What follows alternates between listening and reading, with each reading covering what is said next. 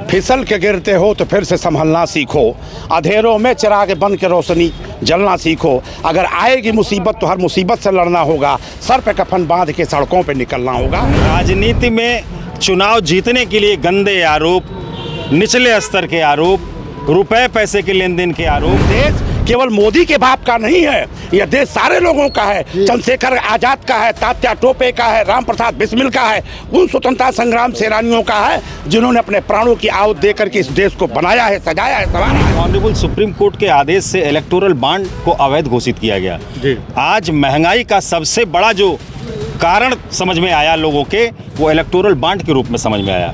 आज कपड़ा महंगा हो गया, दवा महंगी हो गई, इलाज महंगा हो गया, इन सब के पीछे आपको इलेक्टोरल बॉन्ड दिखाई पड़ेगा। एक तरफ नौजवानों को नौकरी न चाकरी न कहीं कुछ, सब कुछ बेच रहे हैं। तो संजय सिंह वो आदमी हैं जो सड़क से लेकर के सदन तक पूरी मजबूती से भारतीय जनता पार्टी की बेईमानी और इनके भ्रष्टाचार को उजागर करते थे, बिना डरे बिना सहमे।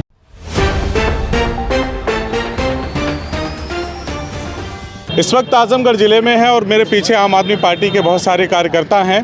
आज जो संजय सिंह को सुप्रीम कोर्ट की एक बेंच ने जमानत दी है, उसकी खुशी में ये लोग यहाँ पर इकट्ठा हैं। हालांकि कुछ दिन पहले ये लोग बहुत गमगीन थे उस वक्त जब अरविंद केजरीवाल को ईडी ने गिरफ्तार कर लिया था और 15 अप्रैल तक ईडी की कस्टडी में उनको भेज दिया गया था। तो यहाँ पे ये लोग खुशी मना रहे हैं, लड्डू वगैरह खा रहे हैं। समझेंगे इनसे कि आखिर कितना खुश हैं और संजय सिंह के ऐन चुनाव के ठीक पहले वापस आना कितना बड़ा फैक्टर है आम आदमी पार्टी के लिए।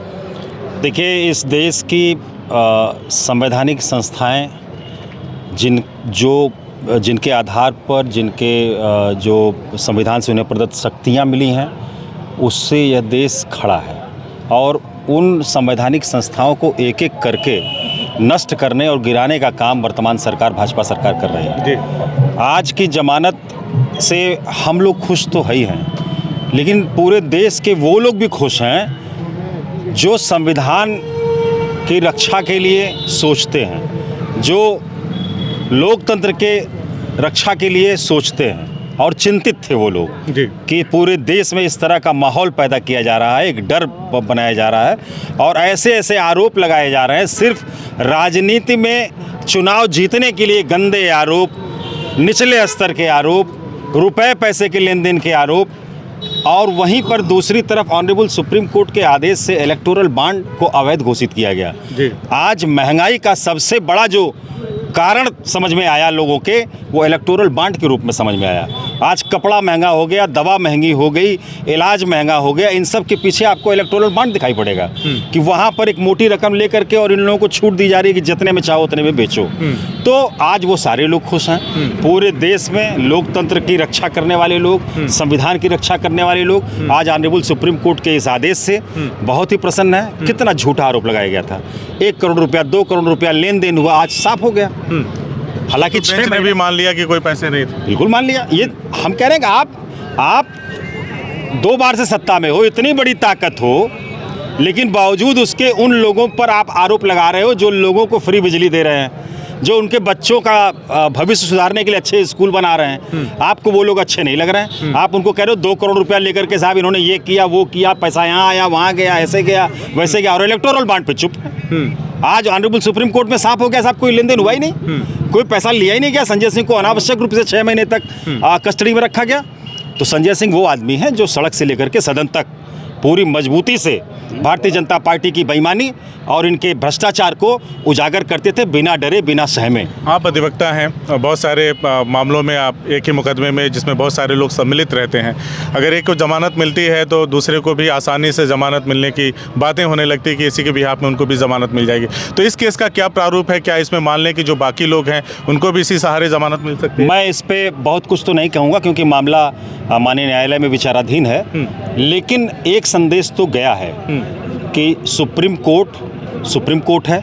अगर उसके नाम के आगे, उस कोर्ट के नाम के आगे सुप्रीम लगा हुआ है तो औरों को समझना चाहिए कि दूसरा भी कोई सुप्रीम है देश में। सिर्फ आपकी इस तरह के फर्जी मुकदमे लगा करके और कोर्ट में वो जेल में डाल देने से लोकतंत्र ख़त्म नहीं हो जाएगा। लोकतंत्र में कुछ चीज़ें हैं जिन्हें सुप्रीम कहा जाता है। आप यहीं रहिएगा, आपके साथी हैं। अच्छा, ये बताइए, जैसे अभी 31 मार्च को विपक्षी दलों ने जो भौकाल काटा रामलीला मैदान में, हुंकार भरी सरकार के खिलाफ, अब लगता है कि संजय सिंह की वापसी से उसमें और धार मिलेगी? फिसल के गिरते हो तो फिर से संभलना सीखो, अंधेरों में चिराग बन के रोशनी जलना सीखो। अगर आएगी मुसीबत तो हर मुसीबत से लड़ना होगा, सर पे कफन बांध के सड़कों पे निकलना होगा।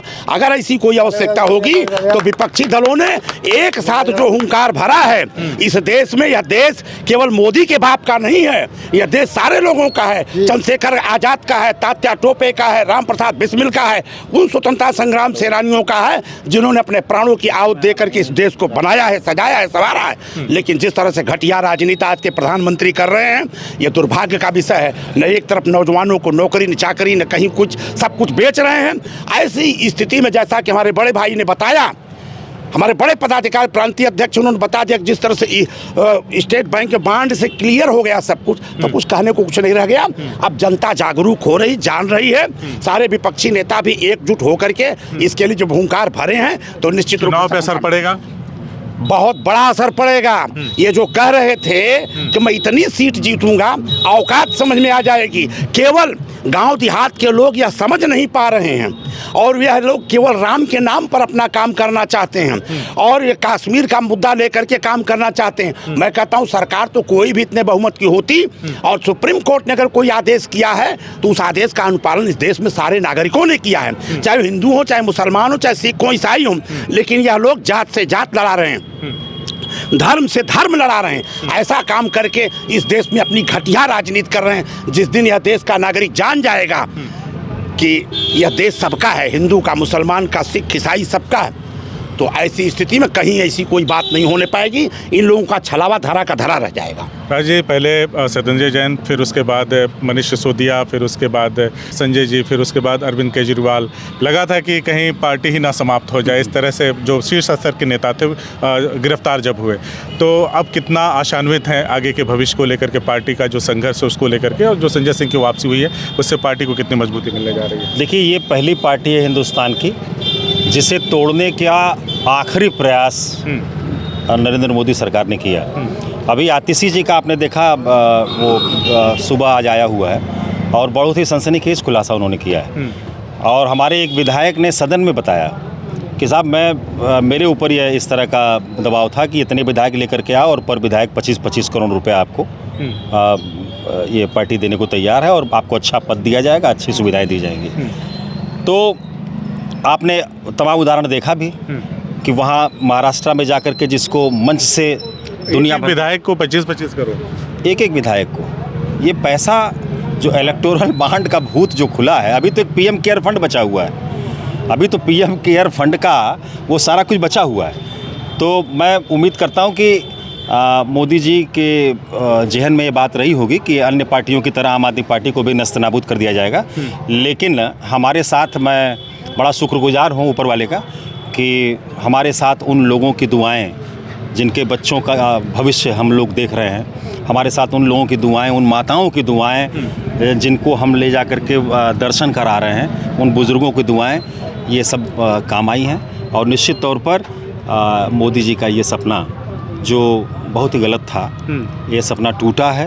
और ऑनरेबल सुप्रीम कोर्ट का यह आदेश यह भारत के भविष्य को निर्धारित करने में एक मील का पत्थर साबित होगा। आदरणीय संजय सिंह जी बाहर आ रहे हैं, इस देश की राजनीति को बदलने में यह आदेश, आज का आदेश आया हुआ है, निश्चित तौर पर एक क्रांतिकारी आदेश, एक ऐतिहासिक आदेश होगा।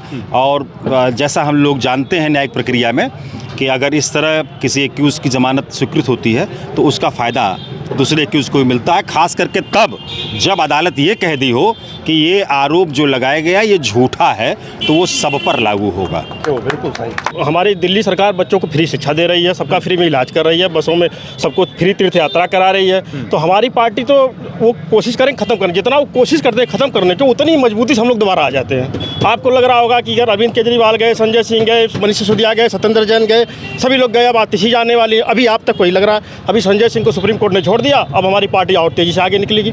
अब आप लगेगा कि हमारी पार्टी को जितना ही लोग दबाएंगे और जब हम लोग उठते हैं तो और तेज़ी से उठते हैं, इतना तेज़ी से उठते हैं कि इनका 400 पार का जो नारा कल तक था, शाम को ये लोग खुद बोलेंगे 400 हार, 400 पार वाला 400 हार में बदल गया इनका। हमने कुछ लोगों से बातचीत की, कुछ ही लोगों से बातचीत किया, क्योंकि वीडियो लंबी हो जाएगी, सबसे बातचीत करना संभव नहीं है।